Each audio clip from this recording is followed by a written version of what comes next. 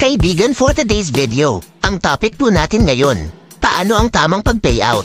Sa Waveful ito ang step by step. Makinig at panoorin hanggang dulo. Step 1. Open Waveful. Makikita sa ibabang kanan ang human icon, i-click at mapupunta ka sa iyong profile. Sa itaas makikita naman ang settings icon, i-click lamang ito. Makikita naman natin ang payout.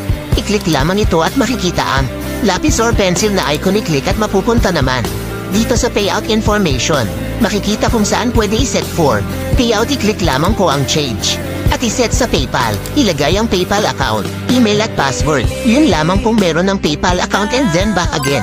Dito naman sa edit information, iset sa personal at ilagay ang iyong personal information.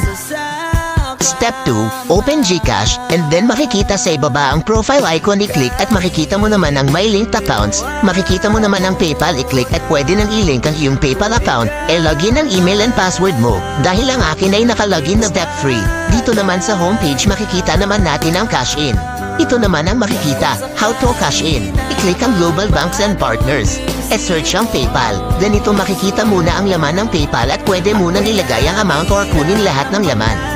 Minimum cash in 500 pesos. Sa mga nakapanood ng video na ito, mag-comment lamang po sa ibaba nang malaman kung saan nakarating ang video na ito.